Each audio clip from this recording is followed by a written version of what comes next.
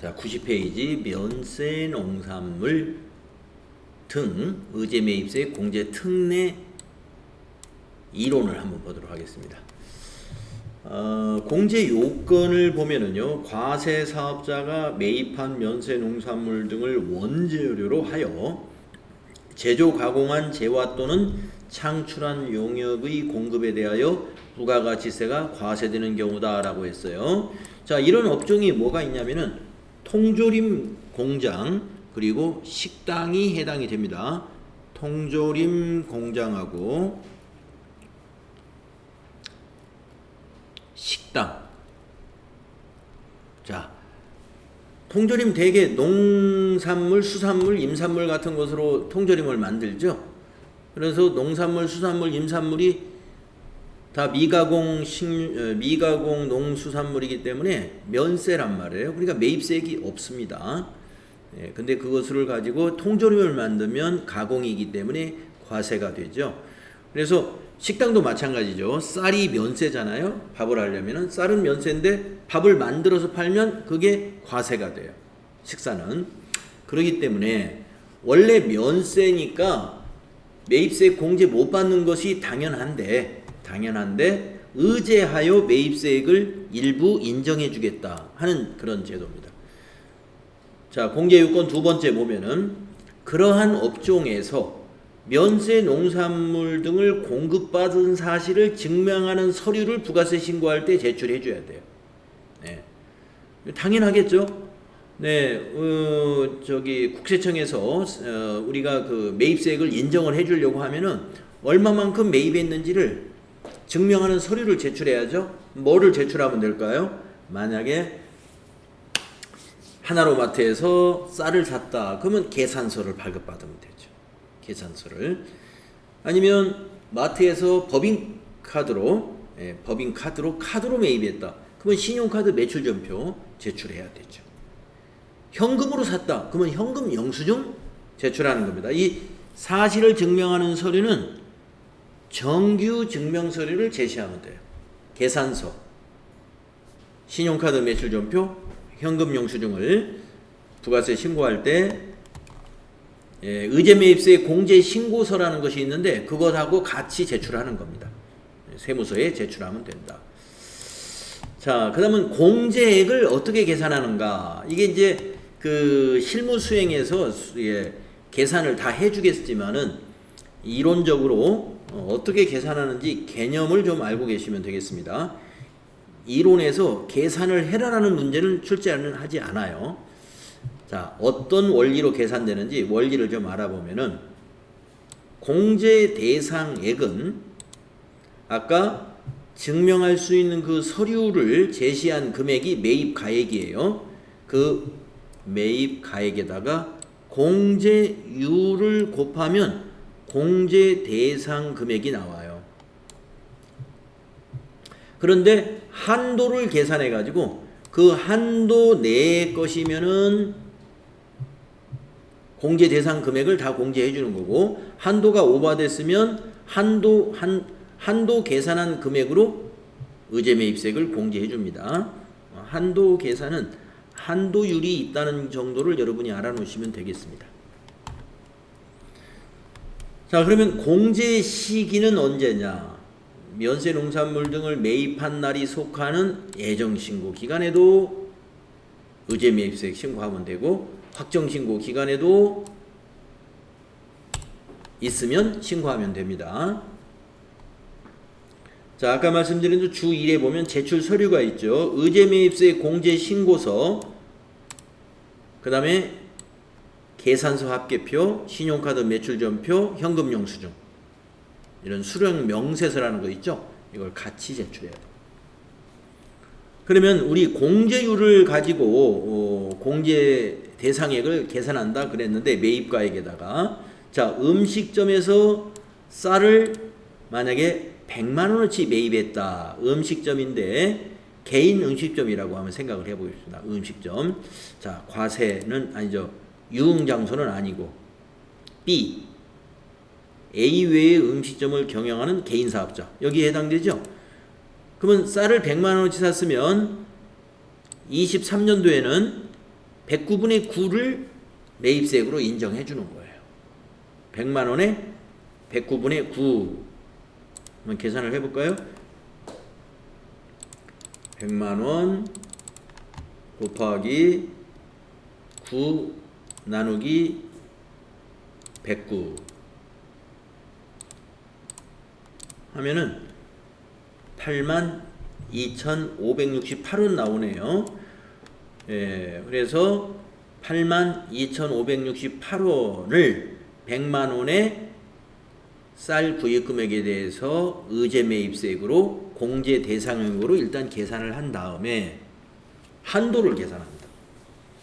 자, 면세 농산물 등에 관련해서 공급한 과세 표준. 그러면 뭐예요? 이번 과세 기간에 밥을 팔아가지고 얼마를 팔았느냐? 400만 원어치 팔았다고 합니다. 400만. 밥을 400만 원어치 팔았어요. 곱하기 한도율이 있어요. 뒤에 한도율. 그래서 한도율이 주 3에 있는데 그 밑에 있는 표가 현재 한도율입니다. 그러면 음식점의 개인사업자 1억 원 이하니까 75%가 한도율이에요. 75%. 자, 그러면 400만 원 곱하기 0.75, 75% 곱하기 공제율. 공제율은 109분의 9. 이거 계산하는 문제가 나오지는 않지만 한번 해보겠습니다. 그러면 400만 원어치 밥을 팔았어요. 400만 원 곱하기 75% 한도율이, 거기다가 공제율이 109분의 9니까 곱하기 9 나누기 109. 24만 7,706원이 나오네요. 자, 24만 7천원 나왔다고 보겠습니다. 자, 한도가 더 크지요? 한도가 크니까 아까 나온 8만 얼마 모두 계산했던 이 공제 대상 금액이 한도 내에 들어갔으므로 8만 몇천 원 되는 것을 매입세액으로 공제받는다. 그런 얘기입니다. 그래서 공제 대상 금액이 먼저 계산되고, 그러고 난 다음에 매출액을 가지고, 요 과세 표준이 매출액이잖아요. 공급한 과세 표준. 매출액에다가 한도율 곱하고 공제율 곱해서 두 금액을 비교합니다. 한도 안에 들어왔으면 공제 대상액 다 공제해주고, 한도를 초과했으면 한도 내에서만 공제를 해준다 하는 것이 의제 매입세액 공제액을 계산하는 방법이에요. 공제 시기는 예정신고, 확정신고 구분 없이 해줍니다. 자, 음식점업은 그렇고요. 그 다음에 제조업은 이 표가 따로 있죠. 제조업의 공제율은 따로 있습니다. 시험은 실무시험에서는 제조업으로 나오는 게 대부분이에요. 가끔 음식점으로 나옵니다. 음식점으로 나올 때는 개인사업자로 안 나오고 법인사업자로 나올 거예요. 법인사업자. 법인사업자는 음식점의 법인사업자는 여기 C예요. C. A와 B 외의 음식점. 그래서 법인사업자는 106분의 6입니다. 공제율이. 자, 이 율은 기억을 해둘 필요가 있어요. 왜냐하면 프로그램에서 이 공제율이 선택하도록 돼 있어요. 우리 의제매입세 공제 신고서 작성할 때 작성자가 이걸 선택해야 돼요. 공제율을. 그러니까 시험에서 우리 기업은 이 문제에 한해서 법인 음식점이라고 가정합니다 라고 문제를 냈으면 공제율을 106분의 6을 선택하는 거예요. 106분의 6. 나중에 실무할 때 또 제가 또 106분의 6과 104분의 4는 알고 있어야 됩니다 라고 말씀을 드리겠지만 우선 이제 말씀드립니다. 자, 식당보다는 제조업으로 시험을 많이 내요.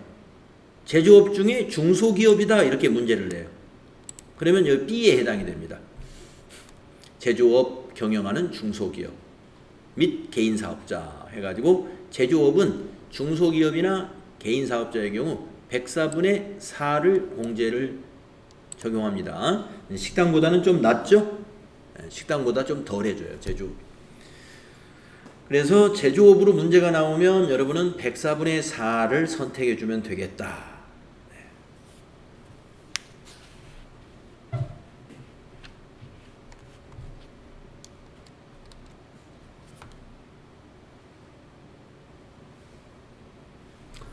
그 다음에 개인 음식점으로는 뭐 시험이 안 나오니까 개인 음식점으로 만약에 나오면 23년 12월 31일까지는 과세 표준이 2억 원 이하인 음식점 하면은 우리가 영세 음식점이라고 그래요. 영세 음식점. 그런 경우는 109분의 9. 개인 식당 중에 과세 표준이 2억 원 이상이다. 그러면 108분의 8. 시험에는 안 나올 테니까 그냥 참고로 이렇게 있다는 거 알고 계십니다. 자, 밑에 한도표 있죠. 한도표. 원래 법률에는 이렇게 되어 있는데 한시적으로 23년도까지는 이렇게 적용합니다. 한도 계산하는 표가 있습니다. 한도가 있다는 것 정도만 아시면 됩니다. 자, 이것이 면세 농산물 등의 의제매입세 공제 특례니까요. 이러한 이론을 바탕으로 해서 이제 여러분이 의제매입세 공제 신고서 작성하는 실습 문제를 이제 뒤에서 연습을 할 겁니다. 실습 시간에. 다음은 재활용, 폐자원 등에 대한 부가가치세, 매입세 특례, 공제 특례라고 해요. 우리가 이제 재활용 사업이다. 재활용 폐자원 사업자 하면은 이제 동네에 보면은 그 신문지 또 박스, 고철 이런 걸 이렇게 수집하는 사업자가 여기에 해당이 되는데 이제 그러한 사업자를 우리가 재활용 폐자원을 매입하는 사업자라고 그럽니다. 근데 이 재활용 폐자원을 매입하는 사업자는 보통 상대를 누구로 하냐면 개인을 상대로 해서 매입을 하거든요. 그러면 개인들이 세금계산서 발급을 못합니다. 아니 계산서 발급도 못하죠. 그러니까 개인은 사업자가 아니기 때문에. 그러면 영수증을 뭘 해줘요? 그냥 내가 돈 5,000원 받았습니다. 그러면 5,000원 영수증은 해줄 수 있어요. 그 영수증은 문방구에서 만약에 그 폐자원 사장님이 영수증 안 해주면 이거 안 삽니다. 그러니까 문방구에서 영수증을 한 묶음 사가지고 폐자원 사장님이 5만원 주면은 5만원 받았다고 영수증 써주고 이렇게 하죠. 자, 그런데 영수증을 가지고는 말이죠. 원래 그 매입세 공제 못 받잖아요. 정규 증빙이 아니니까. 그런데도 불구하고 여기서는 해주는 것을 매입세 공제 특례 제도라고 하는 겁니다. 재활용 폐자원 사업자에게 매입세 공제 특례를 적용해 줍니다. 여기에는 중고자동차 매입, 중고자동차 사업자도 마찬가지예요. 중고자동차를 물론 법인, 회사에서 사는 경우도 없지 않아 있지만 개인에게 사는 경우도 많이 있단 말이에요. 개인에게 살 때는 개인이 역시 세금계산서 발급을 못 해줍니다. 기업에서 살 때는 기업이 세금계산서 발급해 주겠죠. 그래서 중고사업자도 여기에 해당, 중고자동차 매입자도 여기에 해당이 됩니다. 자, 여기도 공제액 계산하는 것을 참고로 알아두시는데 공제액 대상액은 재활용 폐자원 매입한 금액의 공제율을 가지고 계산합니다. 공제율이 있어요. 아까 우리 의제매입세액처럼 106분의 6, 104분의 4 이런 식의 공제율이 있습니다. 그리고 여기도 한도를 계산합니다. 한도를 계산합니다. 공제 시기는 언제 하느냐? 이것 또한 의제매입세액과 마찬가지로 애정신고기간이나 확정신고기간 모두 신고를 할 수 있습니다. 다음 페이지 보시면 공제율이 나오는데 중고자동차는 110분의 10, 재활용 중고자동차 제외한 종이라든가 고철 같은 경우는 103분의 3 이렇게 공제율이 되어 있고요. 중고자동차는 한도를 적용하지 않기 때문에 중고자동차는 이제 우리나라 자동차가 굉장히 좋은가 봐요. 그래서 중고자동차를 수집해 가지고 이 사업자들이 수집을 잘 해가지고 이 개발도상 국가의 수출을 장려하기 위해서 한도를 없앴다고 합니다. 네, 그래서 중고자동차 매입해서 외국에 수출하는 경우에 매입세 공제를 다 인정받는다라는 걸 우리가 알 수가 있죠. 110분의 10이니까 매입 금액의 10% 다 해주는 거예요. 그리고 나머지 재활용 자원은 103분의 3만 적용해 준다. 한도 내에서.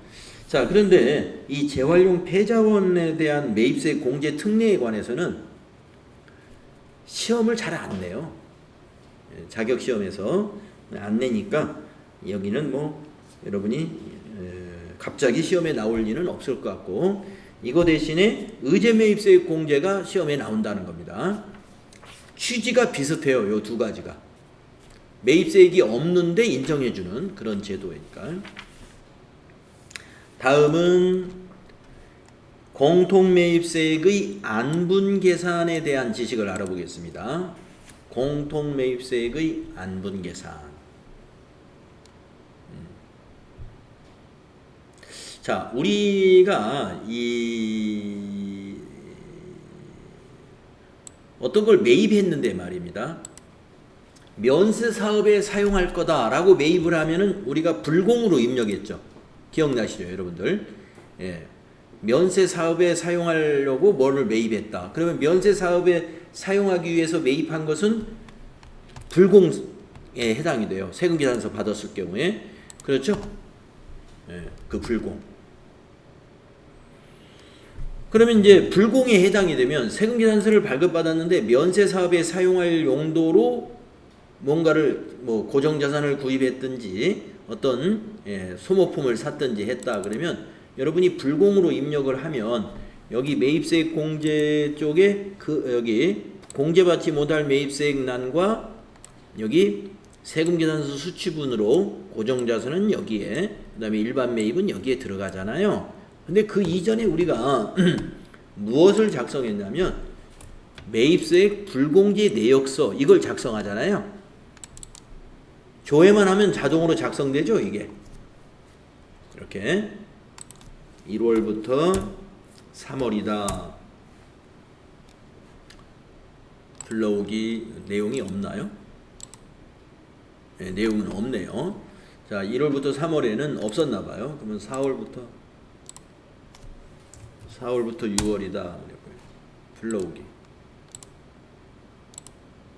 네, 없었군요.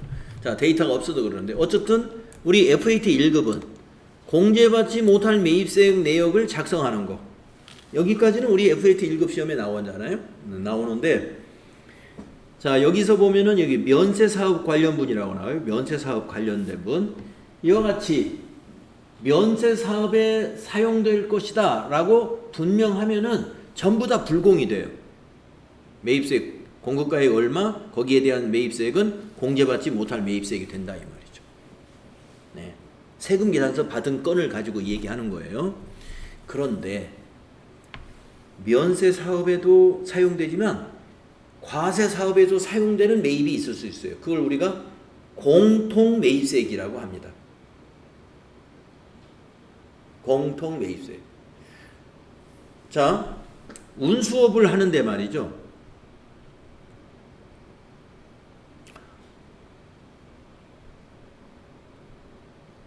택시회사하고 시내버스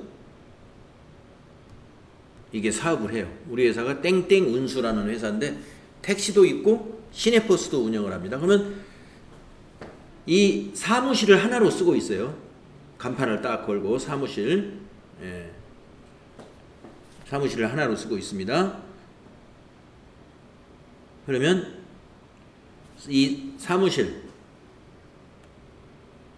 사무실에 대한 만약에 이게 임차를 한다 그러면 임차료를 한번 생각해 볼까요? 사무실의 임차료.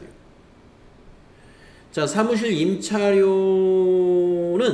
사무실은 하나지만 사업은 두 가지를 해요. 택시 사업, 시내버스 사업. 그러면 이 사무실 임차료가 택시 사업에 반영되는 거, 시내버스에 반영되는 거 이게 지금 섞여 있단 말이에요. 그죠? 이것이 바로 공통매입세액입니다. 자, 임차료도 그렇고 만약에 이 건물을 매입을 했다. 건물 매입했으면 건물 취득에 관한 건물의 그 부가가치세가 있죠. 건물 취득에 관한 부가가치세. 이것도 자 여기서 일하고 있는 이 건물의 용도가 사무실이란 말이에요. 사무실. 그러니까 사무이기 때문에 택시 관련 사무도 하고 버스 관련 사무도 해요. 이런 것들이 바로 건물 취득에 관한 공통 매입세액이 되는 겁니다. 자, 그러면 공통 매입세액인 경우는 전부 다 공제받지 못하는 게 아니고 면세 사업에 해당되는 것만 공제를 못 받아야 돼요. 그게 뭐냐면 요 밑에 공통 매입세액의 안분 계산이 일어나는 겁니다. 그러면 이 공통 매입세액의 안분 계산을 하려면 어디서 하느냐? 여기서 해요. 공통 매입세액 안분 계산 내역서 요거 이제 뒤에서 나중에 실무 수행할 때 여기서 이거 작성하는 거 연습할 거예요. 예, 연습할 건데 보시면은 대략 보면은 과세 면세 공통 매입세액이 얼마냐 여기서 이제 입력을 할 겁니다. 자동으로 넘어와요. 조회하면은 이거는 예, 우리가 저기 매입 매출 전표 입력할 때 안분 계산분이라고 이제 그 유형을 선택하면 이쪽으로 자동으로 넘어옵니다. 그래서 공통 매입세액이 여기 이제 딱 나타날 거예요. 그러면 여기 데이터를 이제 가지고 계산합니다. 총 공급가액, 면세 공급가액, 총 공급가액 분의 면세 공급가액을 하면은 확대를 시켜놓고 볼까요? 네. 총 공급가액 대 면세 공급가액을 비교해가지고 여기 보면 12가 있고 13이 있잖아요. 13을 12로 나눠요. 그러면 이게 비율이 나와요. 면세 비율. 보시면 이렇게 이게 면세 비율 계산한 거예요. 거기에다가 여기 공통 매입세액을 곱해요. 면세 비율을. 그게 불공제 매입세액이에요. 면세 부분에 해당되는 것만 불공제가 돼요. 그래서 여기에 계산된 세금이 어디로 가느냐면 공제받지 못할 매입세액 내역서 요 탭에 이 자리에 들어가요. 공통매입세액 안분계산분 해가지고 공제받지 못할 매입세액이 얼마가 된다. 여기에 들어간다. 이게 안분계산입니다. 자, 그러면 이제 자 여기에 들어왔으니까 요 옆에 거 다 설명하고 책은 나중에 읽어볼게요. 자, 안분계산은 이거고 그 옆에 보면 4번이 있는데 공통매입세액의 정산이라고 나와요. 여러분 정산이라는 건 뭐냐면 안분계산한 것을 다시 정산하는 겁니다. 그러면 이게 무슨 말이냐? 안분계산은 3개월치 가지고 하는 거예요. 예정신고 기간에 공통매입세액이 예정신고 기간에 공통매입세액이 발생이 됐다. 그러면은 데이터가 아까 그 총공급가액 이런 거 있죠? 여기 총공급가액이나 면세 공급가액이 예정신고 기간에는 3개월치 데이터밖에 없죠. 3개월치 가지고 면세 비율을 계산합니다. 그런데 우리 부가가치세법의 과세기간은 원래 3개월이 아니죠. 6개월이죠. 그래서 예정신고 때 안분계산한 것은 확정신고 때는 정산을 꼭 해야 돼요. 정산을 하면은 6개월치 가지고 합니다. 6개월치 가지고 자 공통매입세액 여기에 집어넣고 6개월치 면세 공급가액, 6개월치 총 공급가액. 이 숫자는 매입매출 세금계산서에서 매입매출 전표에서 자동으로 넘어온 거예요. 이거는. 근데 이제 시험 볼 때는 자동으로 넘어온 데이터는 안 씁니다. 시험에서 총 공급가액은 얼마다, 면세 공급가액은 얼마다라고 알려줄 거예요. 그래서 총 공급가액분의 면세 공급가액을 입력하면 여기 면세 비율이 나오죠. 면세 비율이 20%가 나왔다고 봅시다. 20%가. 그러면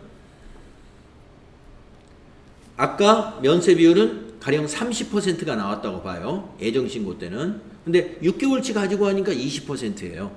그러면 우리가 10% 불공이 줄어들죠. 그래서 불공제 매입세액을 새로 계산하고 안분 계산 때 얼마만큼을 불공제 되었는지를 여기다 입력하면은 가산하거나 빼야 될 불공제 매입세액이 여기 나와요.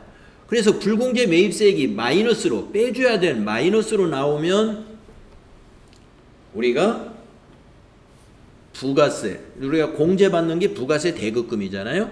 부가세 대급금을 우리가 빼주는 거니까 이제 늘려줘야 되니까 부가세 대급금을 증가시켜주고, 만약에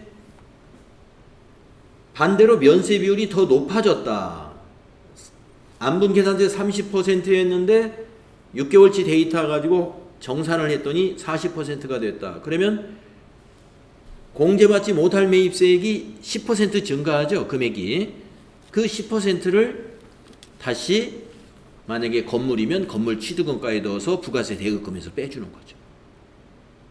이런 회계 처리까지 해줘야 돼요. 그래서 일단은 여기서는 계산만 하는 거고, 회계 처리는 이제 우리가 실무 수행할 때 부가세 대급금과 건물 취득원가에 어떻게 반영되는지, 아니면 이게 임차에 쓰면 임차료의 비용으로 반영하거나 부가세 대급금에 반영하거나 둘 중에 하나를 할 거예요. 그것이 정산입니다. 자, 그래서 안분 계산은 정산을 포함해서 여러분이 이해를 해 주셔야 되고, 그 다음에 우리 책에 보면은 재계산이 나와요. 재계산. 이 재계산은 감가상각 자산만 합니다.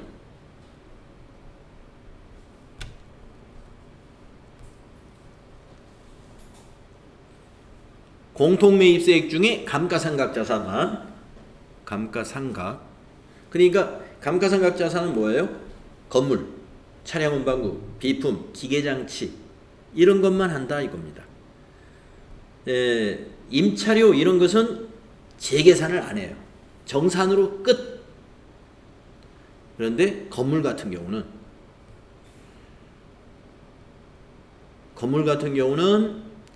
정산만 해서 끝나는 게 아니에요. 왜냐하면 건물은 수년간에 걸쳐서 효익을 내는 재화이기 때문에 우리가 건물을 재계산을 몇 년까지 해야 되냐면 10년까지 합니다. 10년 동안. 10년 지나면 재계산 안 해요. 건물을 제외한 나머지 기타 자산이 있는데, 건물 제외한 기타 자산은 2년간만 합니다. 재계산을. 2년 지나면 재계산할 대상이 되지 않습니다.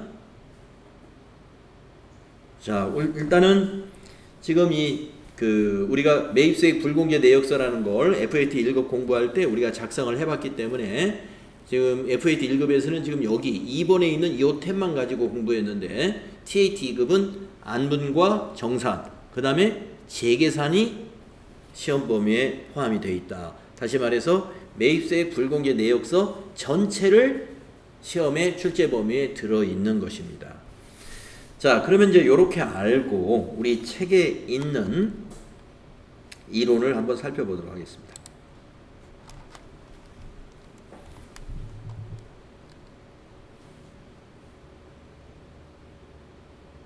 자, 안분의 기초 개념. 사업자가 과세사업과 면세사업 등을 겸용하는 경우에 과세사업과 면세사업 등에 관련된 매입세액의 계산은 실지귀속에 따라야 한다는 거죠. 그러나 실지귀속을 구분할 수 없는 매입세액을 우리가 공통매입세액이라고 하는데, 그 귀속할 수 없는 매입세액은 총 공급가액에 대한 면세 공급가액의 비율을 계산해야 돼요.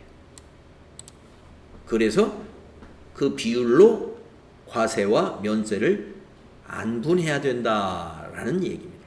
그러면 안분을 계산하는 방법은 뭘 쓰느냐? 아까 그 양식에서 보셨다시피 공통매입세액에다가 곱하기 해당 과세 기간이 애정신고 기간이면 3개월치 애정신고 기간의 데이터를 가지고 총 공급가액분의 면세 공급가액. 안분 계산 기간이 확정신고 기간이면은 총 공급가액이 6개월치. 1기면 1월부터 6월 거, 2기면은 7월부터 12월 거. 6개월치를 가지고 총 공급가액분의 면세 공급가액으로 이 면세 비율을 계산한다 이겁니다. 자, 그런데 애정신고 때 발생을 한 것은 확정신고 때 정산을 꼭 해야 돼요. 애정신고 때 신고하고 끝나지 말고 확정신고 때 정산을 해줘야 됩니다. 자, 그것까지 아시면 되고. 그러면은, 자, 우리가 이제 안분 계산이라는 걸 해야 되는데, 이 공통매입세액은 모든 건에 대해서 안분 계산을 해야만 하느냐? 안분 계산을 안 하고 전부 매입세액을 공제받는 부분도 있어요.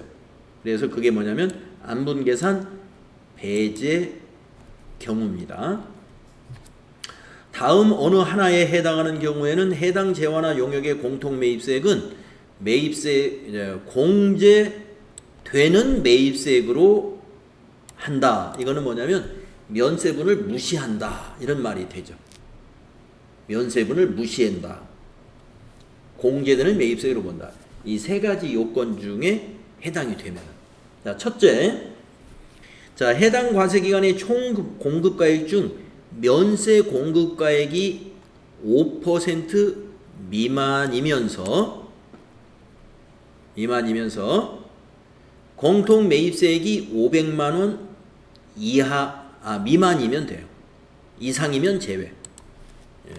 자, 그러니까 여기 책에서는 5% 미만이면 배제된다라고 했는데, 다만 공통 매입세액이 500만 원 이상인 경우는 해당이 안 된다. 즉 안분 계산해야 된다 이런 말입니다. 자, 이거는 비율로 일단 기준을 정했고요. 이제 이렇게 하면 면세 비율이 나오잖아요. 면세 비율이 4%가 나왔어요. 안분 계산 안 해요. 4% 불공으로 처리 안 해도 돼요. 만약에 공통 매입세액이 10만 원이면 4%면은 4,000원이죠. 4,000원. 그러면 10만 원을 96,000원은 부가세 대급금으로 처리하고 4,000원은 임차료면 임차료에다 더하고 건물이면 건물 취득원가에 4,000원을 포함시켜야 되잖아요. 그렇게 하지 않는다. 왜?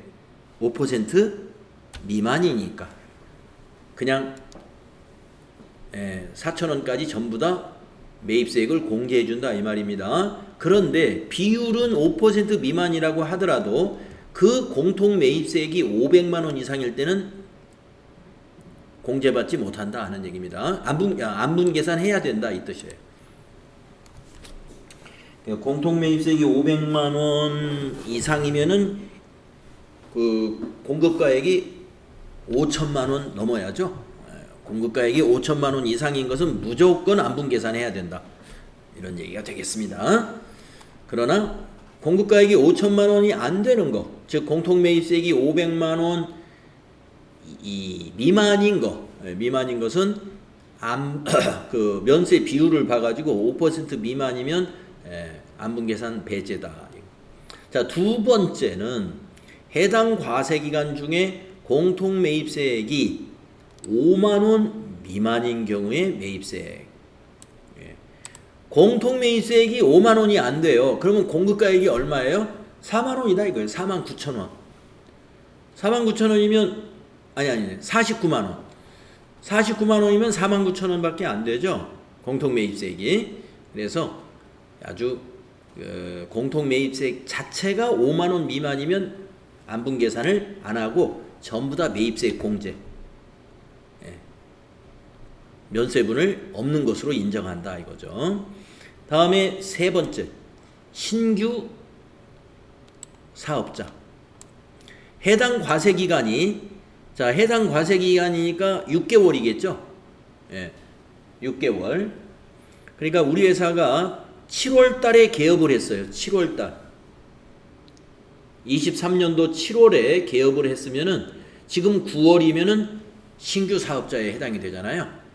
해당 과세 기간에 우리 2기 확정 때 개업을 했으니까, 그러면 2기 확정 기간에는 공통 매입세 안분 계산을 안 해도 돼요. 전부 다 매입세 공제 받으면 됩니다. 자, 해당 과세 기간에 신규로 사업을 개시한 사업자는 해당 과세 기간에는 공통 사용 재화에 대한 매입세액은 안분 계산을 배제한다. 모두 매입세액을 공제받는다. 왜냐하면 이제 신규로 사업을 개시한 그 6개월 첫 번째 과세 기간에는 좀 혜택을 주는 것 같아요. 자, 안분 계산의 배제가 3가지가 있고요. 그 다음에 이제 여기서는 재계산 얘기가 없습니다만 아까 재계산을 말씀드렸습니다. 이 안분 계산 방법에서 이 총 공급가액과 면세 공급가액을 6개월치를 가지고 이 애정신고 때 계산했던 것을 다시 계산하는 것을 재계산이라고 해요. 예. 애정신고 때 신고한 것을 다시 한번 확정신고 때 하는 걸 재계산이라고 한다. 네, 그 부분의 설명은 여기 좀 빠졌더라고요. 정산. 네, 재계산이 아니라 아까 여기 정산. 네, 정산이라고 한다 이거죠. 네, 애정신고 때 신고한 것은 확정신고 때 정산을 꼭 해야 된다 이거예요. 그러면 확정신고에서 공통매입세액이 발생한 것은 그냥 정산내역서에다 작성하는 거예요. 네. 그거는 안분 계산이 아니고 바로 정산에 들어가는 거예요. 자, 그 다음에 이제 아까 말씀드렸다시피 재계산 탭에서 하는 게 있죠. 재계산. 자, 재계산은 감가상각 자산에 대해서만 합니다. 자, 내용을 읽어보면은 감가상각 자산에 대하여 공통매입세액의 안분 계산에 따라 매입세액이 공제된 후에, 자, 감가상각 자산을 만약에 9월 달에 취득해가지고, 건물을 취득했다고 보겠습니다. 건물을 취득했어요. 공통매입세액이 5천만 원 나왔어요. 5천만 원. 면세 비율이 30%가 나왔어요. 그러면 불공제 매입세액이 1,500만 원이죠. 그래서 1,500만 원은 건물의 취득원가로 넣고 3,500만 원은 부가세 대급금으로 해서 공제를 받았습니다. 2기 확정 때 건물을. 그러면 이게 끝나는 게 아니에요. 자, 공제를 받은 후에 얼마 받았어요? 1,500이 불공이니까 3,500만 원 공제 받았어요. 모든 공제 받은 후 공통매입세액 안분 기준에 따른 비율과 안분 기준에 따른 비율은 면세 비율을 말하는 거예요. 감가상각 자산의 취득일이 속하는 과세 기간에 적용되었던 공통매입세액 안분 기준에 따른 비율이 5% 이상 차이가 나면, 자, 이때는 30%였어요. 그러면 다음 기간이 언제냐면은 2023년 1기 확정신고. 언제예요? 2024년이죠. 다음 기간이면 내년이니까. 2024년 1기 확정 7월 달에 신고하죠. 7월 달에 신고할 때 면세 비율을 다시 한번 계산해 봅니다. 그런데 자, 23년 2기 확정 때는 면세 비율이 30%가 나왔었는데 24년 1기 확정 때 과세 기간이 1기가 지났어요. 그럴 때 여기 면세 비율을 계산했더니 40%가 나왔어요. 면세 비율이 올라갔어. 그러면 5% 이상 차이가 났죠. 만약에 4%만 차이가 났다. 그러면 재계산 안 합니다. 이것도. 아까 안분 계산에서도 5% 미만이면 재계산 안분을 안 한다고 그랬잖아요. 재계산도 마찬가지. 5% 미만이면, 변동이 5% 미만이면 재계산을 안 합니다. 그런데 이렇게 10% 이상 차이가 나요. 5% 이상 차이가 나면 납부세액 또는 환급세액을 다시 계산하는 거예요. 다시 계산. 그래가지고 지금 이게 면세 비율이 높았으면 어떻게 해요? 공제받는 매입세액이 줄어들죠. 4, 5, 20. 2천만 원이 불공이 됩니다. 2천만 원이. 그러면 이제 3천만 원만 매입세 공제를 받아야 돼요. 근데 우리가 이익이 확정 때 3,500만 원을 받았잖아요. 그럼 500만 원을 다시 부가세 대급금에서 빼줘야 됩니다. 그래서 건물의 취득원가는 다시 500만 원이 늘어나고 부가세 대급금에서 500만 원을 다시 더 빼주는 그런 수정분계를 해줘야 돼요. 자, 재계산은 감가상각자산에서 한다. 그런데 얼마의 면세 비율의 차이가 있어야 되느냐? 5% 이상 과세기간별로 차이가 있으면 그때그때 해주면 돼요.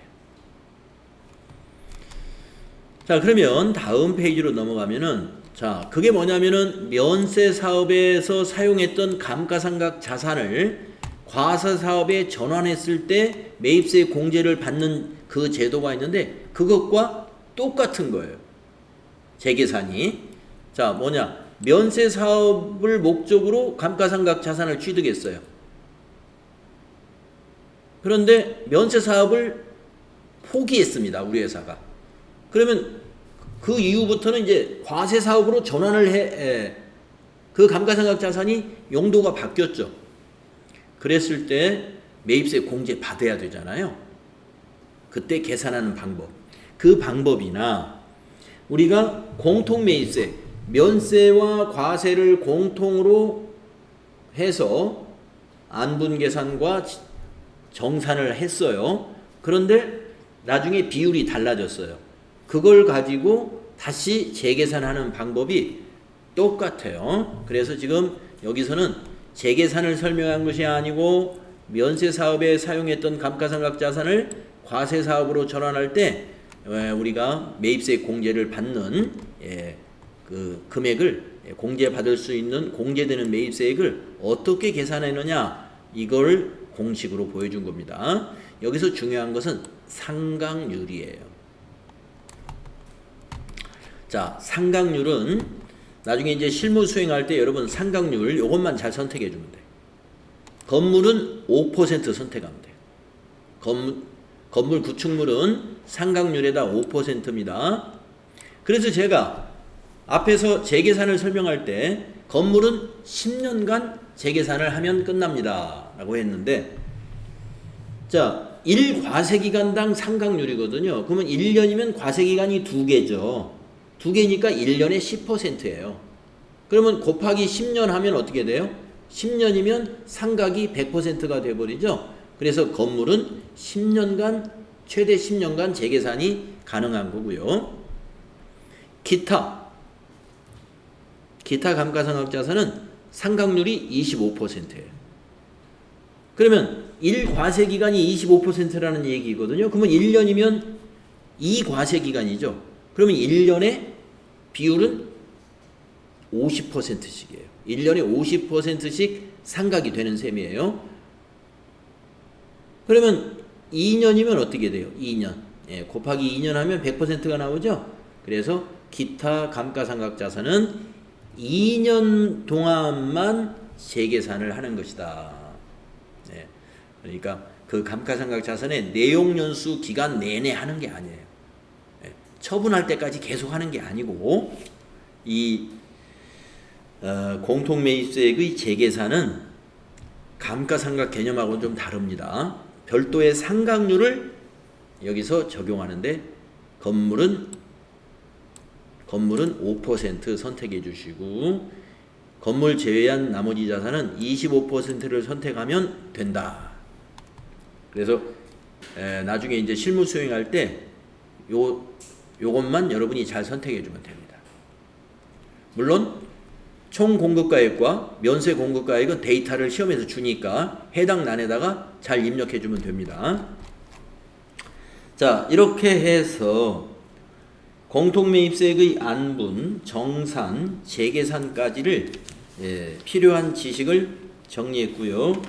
다음 시간에 94페이지 세금계산서부터 한번 살펴보도록 하겠습니다. 네. 그러면은 이 건물 10년대 있는 아까 감가상각 자산 네. 재계산하는 거요. 네. 그러면 24년도 1기 확정 때 했잖아요. 예. 그럼 24년 2기 확정 때도 또 하게 됐을 때 예. 차이가 또 난다. 그러면 또 금액을 또 예, 5% 이상 변화가 면세 비율이 변동이 되면 바꿔줘야 돼요. 예, 또 바꿔준다. 그걸 10년 동안 해야 되는 거죠. 예, 건물은. 네. 네. 근데 모르는 사람들 이거 많이 있습니다. 네, 그냥 한 번 안분 계산하고 그냥 끝. 네. 인수인가가 제대로 안 된 것도 있고, 예. 안 하면은 세무서에서도 잘 모를 수가 있어요. 네, 그래서 그럼 부가세 금액이 틀려지면 그거 다 조정을 다 고쳐줘야 되는 거고요. 네네네.